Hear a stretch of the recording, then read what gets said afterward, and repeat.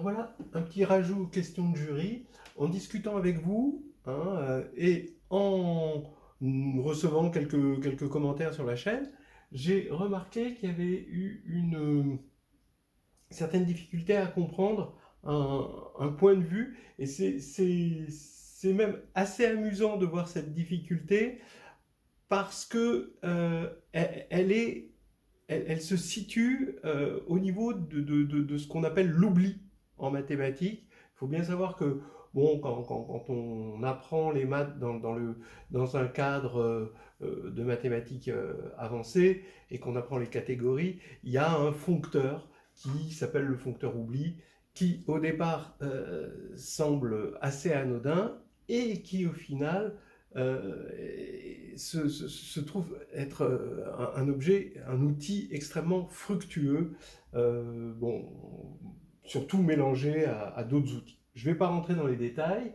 je vais tout de suite parler de cet exercice qui vous a donné du fil à retordre, montrer que ce groupe GLN de FP2 s'injecte dans GL2N de FP. Voilà. Et en fait, ce que je dis, c'est qu'il suffit d'oublier que FP2 est un corps. Alors je vais essayer d'être un peu plus précis, un peu plus disert, et surtout de donner plus d'exercices dans ce style-là, puisque manifestement, plusieurs personnes m'ont exprimé qu'il y avait quelque chose qui coinçait à ce niveau-là. Alors regardez, vous voulez montrer ça. Alors, bon, ça c'est un groupe de matrices. Ça, c'est un groupe de matrices, écrit comme ça. On peut le regarder comme un groupe d'automorphismes.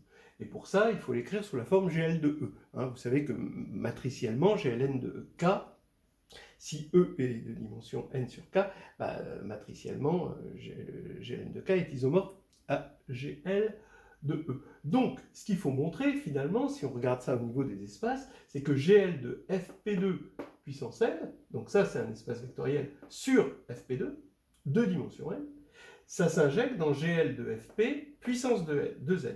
Ça c'est un espace vectoriel, 2 dimensions 2n sur FP. Mais c'est tout simple, la dimension de FP2 sur FP, c'est 2. C'est normal, d'accord, c'est ce qu'on appelle le degré de l'extension.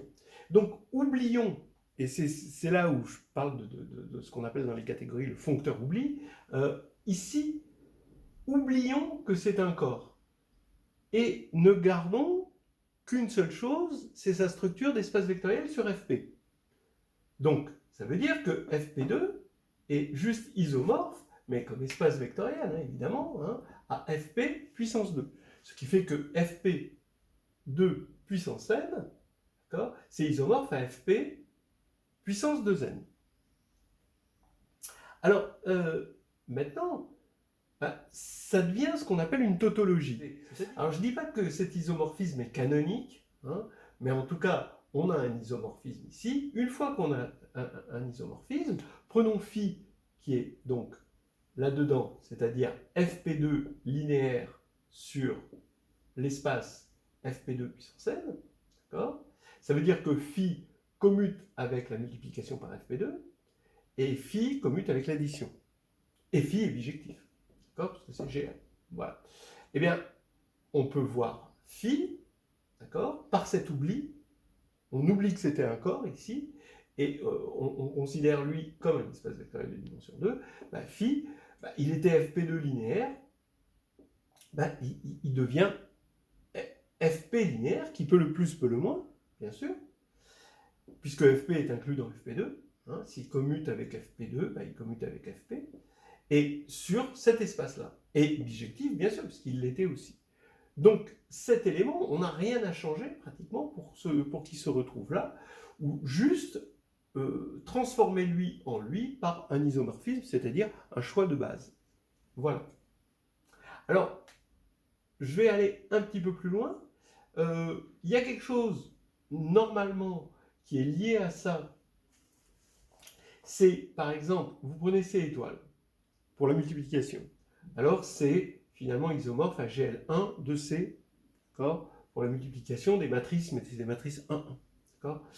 Voilà. Et bien, du coup, de la même manière, comme C est isomorphe à R2, eh ben, ça s'injecte dans GL2 de R. Bon, ben, c'est quelque chose que vous connaissez, c'est ce qu'on appelle la représentation réelle des complexes. On ira un petit peu plus loin ensuite, parce que cette vision d'espace, sans donner une base,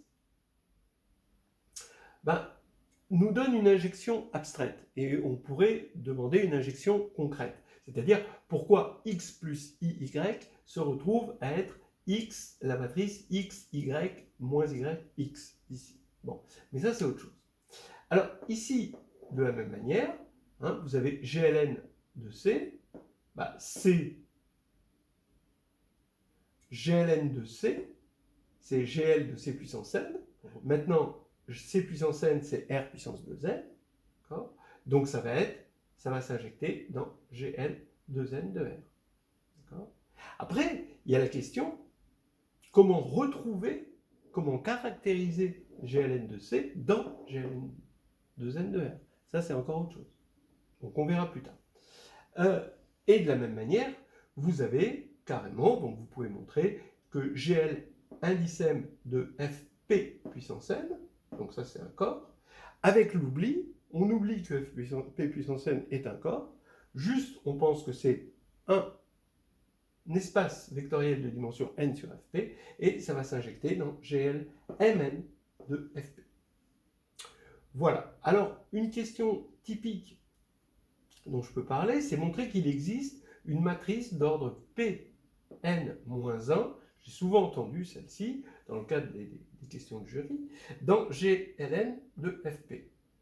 C'est un peu difficile,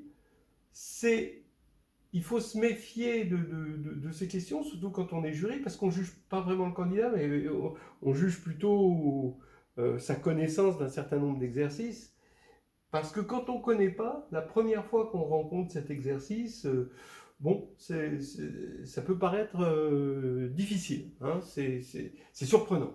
C'est surprenant et ça peut déstabiliser parce qu'on ne voit pas trop comment aborder ça. Mais dans ce contexte, regardez, vous prenez gln de fp, dedans, vous savez que vous avez gl1 de fpn à cause de ça, mais gl1 de fpn, vous savez que c'est fpn étoile, puisque c'est gl1, on est en dimension 1, il n'y a que 0 qui n'est pas inversible, et, puisque c'est un corps, voilà, et fpn étoile, c'est le groupe multiplicatif d'un corps fini, donc c'est cyclique. Et comme c'est cyclique, ça veut dire qu'il y a un élément ici qui est d'ordre Pn-1, et cet élément d'ordre Pn-1, il nous donne lieu par injection à une matrice ici de gln de fp qui est forcément d'ordre Pn-1. Entre parenthèses, vous pouvez vous amuser à énoncer que Pn-1 divise le cardinal de gln de fp. Mais ça, c'est évident. Parce que on sait calculer le cardinal de gln de fp, c'est Pn-1, facteur de Pn-p, facteur de, etc., jusqu'à Pn-p puissance n-1. Voilà. Donc ici, vous voyez, mais étant donné que ça, c'est pas premier, vous avez rien qui peut vous affirmer qu'il y avait un élément de ça. Donc on pourrait partir complètement à l'ouest en se disant je vais calculer le cardinal de ça. Non, c'est cette cyclicité qui compte. Voilà, on va passer à quelque chose d'un petit peu plus concret, toujours dans le même style. Alors on continue. Là, on va donner des formes explicites à ces choses qui étaient abstraites, ces injections de groupes qui étaient plutôt sous forme abstraite, parce qu'on regardait les groupes comme GL de E plutôt que GLN de quelque chose. Alors ici, vous avez C par exemple. Vous voulez l'envoyer sur M2 de R, bon, ce qui revient à envoyer C étoile sur GL2 de R, en prolongeant en 0. Bon. Et bien, tout va se passer, étant donné qu'on l'a fait à un niveau plutôt espace, d'accord, plutôt que matrice, et bien, ici, tout va se passer au niveau de cet isomorphisme, hein, qui demande juste une base, et on va prendre comme base de C sur R, hein, qui nous permet d'identifier C à l'espace vectoriel R2, on prend comme base un I. Donc, comment on fait? Eh bien, puisqu'on a pris comme base un I, ici, ce qu'il faut bien voir, donc, la partie la plus importante, c'est qu'on va assimiler Z à la multiplication par Z dans C, donc de C dans C, et finalement donc de R2 dans R2, vous avez une multiplication qui a Z' associe ZZ'. Ça, c'est mu Z, d'accord? Et c'est bien un endomorphisme, évidemment, avec la distributivité, avec tous les axiomes que vous voulez, ça va être un endomorphisme sur R. Et maintenant, ceci est évidemment injectif parce que C est intègre. Donc il n'y a que 0 qui n'est pas inversible. Et donc, grâce au fait que C est un corps, même intègre suffit à voir que cette application, elle est injective. Donc, maintenant, il n'y a plus qu'à regarder quelle est la matrice de l'endomorphisme mu Z dans la base 1i. Si Z, bien sûr, est égal, je ne l'ai pas dit, à x plus y, d'accord? Ça, c'est Z. Donc, on fait mu Z de 1, donc Z fois 1. Et Z fois 1, c'est x plus y, évidemment. Donc, ça s'écrit xy dans cette base. Et mu Z de i, c'est Z fois i.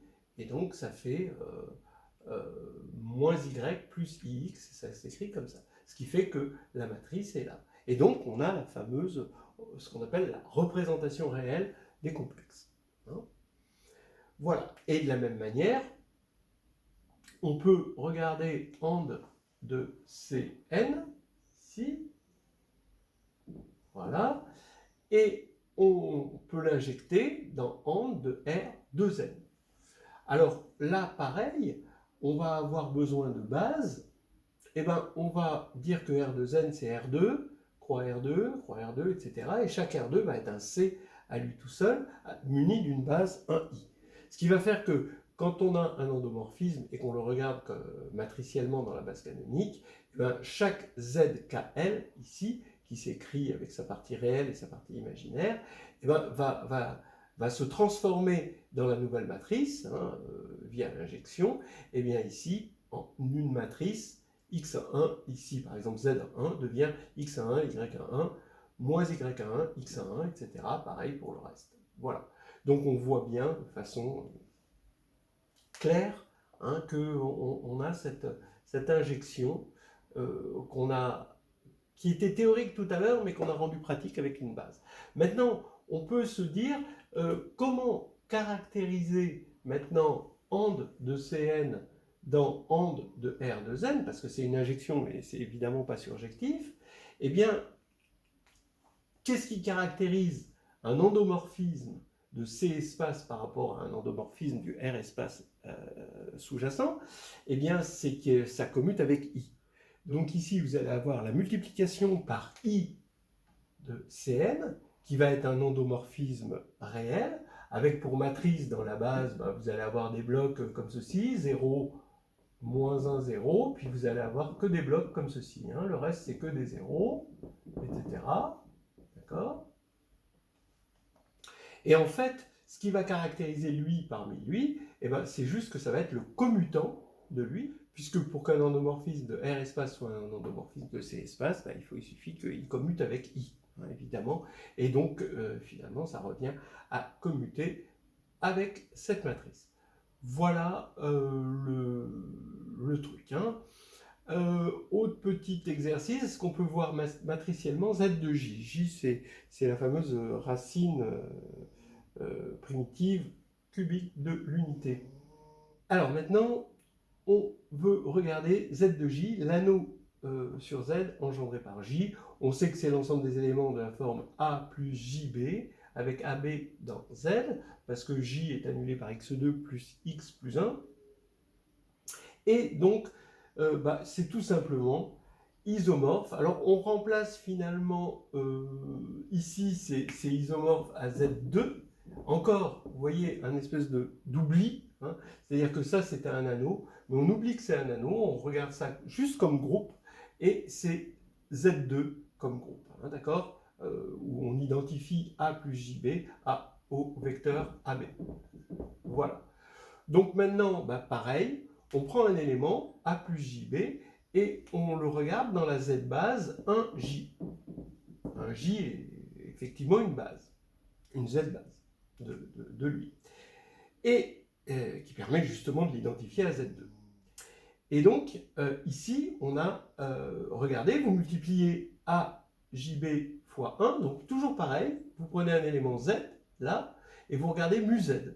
Hein, donc vous avez une injection, et maintenant, vous allez donc regarder mu de ce Z-là, bah, sur 1, bah, 1 fois A plus JB, bah, ça fait A plus JB, donc c'est AB, ici, dans cette base-là, et J fois A plus JB, et ben, ça fait AJ plus J de B, et en écrivant J2 égale moins 1 moins J, et ben, on tombe sur moins B plus A moins B fois J. Voilà. Et donc, vous avez cette matrice-là. D'accord ? Alors, vous remarquerez que ça revient à identifier 1 avec la matrice 1, 0, 0, 1, et J avec la matrice 0, 1, moins 1, moins 1. Et vous remarquerez, d'accord, c'est la place des B, en quelque sorte. Et vous remarquerez hein, que ça, c'est la matrice compagnon de x2 plus x plus 1. C'est-à-dire J va s'identifier avec la matrice compagnon du polynôme minimal sur Q de J. De la même manière que I s'identifiait à la matrice compagnon de x2 plus 1.